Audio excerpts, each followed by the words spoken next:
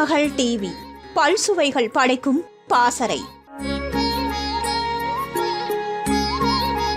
எம்ஜிஆர் மக்கள் மனதில் இடம் பிடிப்பதற்கு காரணம் அவர் ஒரு நடிகராக இருந்தது மட்டுமல்லாமல் மற்றவர்களுக்கு உதவி செய்யும் குணமும் தான்.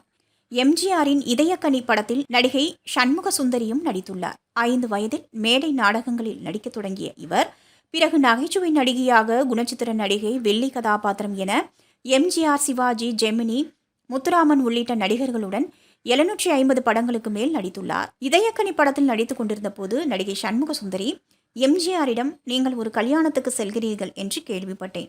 அந்த கல்யாணத்தில் தான் எனது மூத்த மகளும் பாடுகிறாள். நீங்கள் கேட்டுவிட்டு அவள் எப்படி பாடுகிறாள் என்று கூறினால் நன்றாக இருக்கும் என்று கூறுகிறார். இதற்கு எம்ஜிஆர், நிச்சயமாக கேட்கிறேன் என்று சொல்லிவிட்டு செல்கிறார். அதேபோல கல்யாணத்திற்கு சென்ற எம்ஜிஆர் அங்கே சண்முக சுந்தரியின் மகள் 13 வயது சிறுமி பாடுவதை கேட்டு ஆச்சரியப்பட்டுள்ளார். 2 பாடல்களை கேட்டுவிட்டு உடனடியாக கிளம்பிவிடலாம் என்று இருந்தவர் அந்த சிறுமி பாடுவதை கேட்டு 2 மணி நேரம் அப்படியே அமர்ந்து விட்டாராம்.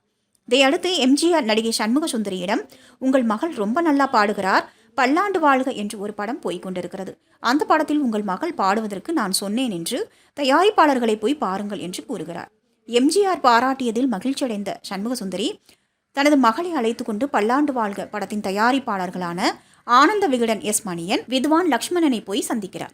அவர்களுக்கு ஒரு சந்தேகம் என்னவென்றால், 13 வயது சிறுமி எப்படி சினிமாவில் பாடுவார் என்பதுதான். ஆனால் எம்ஜிஆர் சொல்லிவிட்டார், என்ன செய்வது, சரி பாடுமா பார்க்கலாம் என்று கேட்டனர். சிறுமி பாடியதை கேட்டு அவர்கள் ஆச்சரியத்தில் மூழ்கிவிட்டனர். இதையடுத்து எம்ஜிஆர், லதா நடித்த பல்லாண்டு வாழ்க படத்தில் KV மகாதேவன் இசையில் அந்த 13 வயது சிறுமி போய் வா நதியலையே என்ற டூயட் பாடலை பாடுகிறார். அதற்கு பிறகு அவர் ஏராளமான பாடலை பாடினார். பின்னாளில் நடிகையாகவும் பரிணமித்தார். அந்த 13 வயது சிறுமி வேறு யாருமில்லை, அவர்தான் TK கலா. இவர் வடிவேலுவுடன் காலம் மாறி போச்சு, பொங்கலோ பொங்கல் உள்ளிட்ட பல படங்களில் நடித்துள்ளார். முதல் பாடலிலேயே TK கலா மிகவும் பிரபலமானார் என்பது குறிப்பிடத்தக்கது. திருமகள் டிவியை லைக் செய்து உங்கள் நண்பர்களுக்கும் ஷேர் செய்வதுடன் சப்ஸ்கிரைப் செய்து ஆதரவு தாருங்கள்.